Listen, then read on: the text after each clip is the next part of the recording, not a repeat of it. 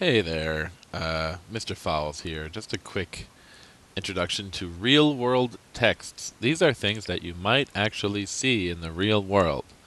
Real pieces of language that you might encounter, and therefore it's important to know some of their defining characteristics. There's some bell work. Pretend that you work in a government office. You have a problem with a coworker. He is constantly taking your stapler and not giving it back.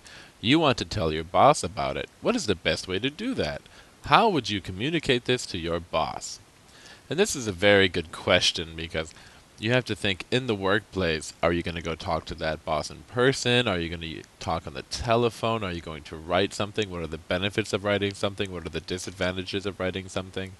And if you think about it, it's really best if you put it in writing because then you have a trail of accountability. You have officially informed your boss of this problem, and in the event of a court case, you could prove that you've spoken to your boss.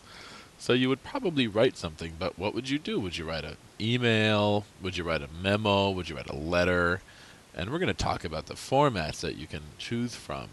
But just go ahead and answer this question, and I have it here in Spanish if that is your preferred language. So there's some notes. Instructions, directions, letters, memos, emails, and reports. And we're going to just go through what these are very, very briefly. Instructions are pretty easy. You all get instructions every day if you're at school. Here's some instructions. 1, put the paper into the bottom bin. 2, close the door. 3, wait for the machine to cycle. 4, operate as normal. What are these instructions for? Think for a second. And changing the paper in a photocopier, of course. But what are these instructions for? These with the pictures here. Sometimes in the world of business you get instructions. Yeah. So have a look at that. What do you think that these instructions are for? And this is if you're stuck in the subway and there's a problem. Subway being an underground train.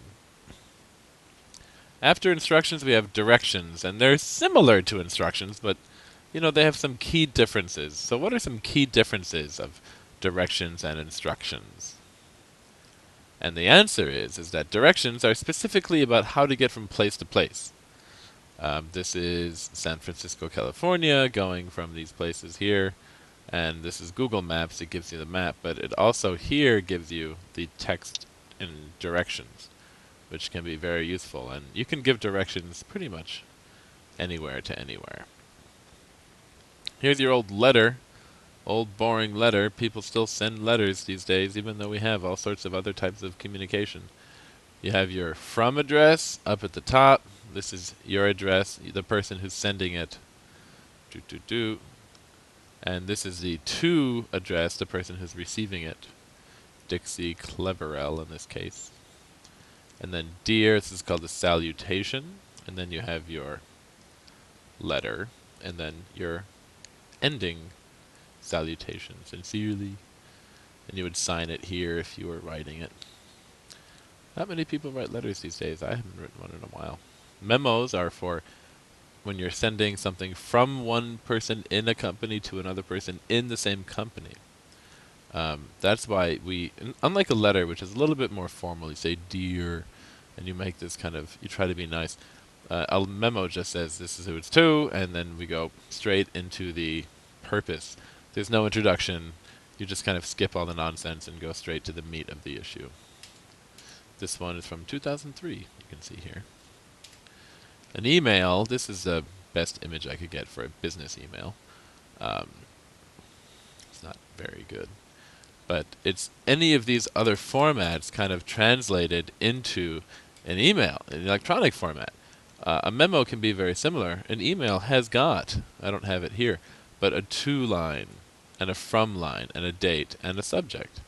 All of those same things. So an email works very much like a memo, just electronic.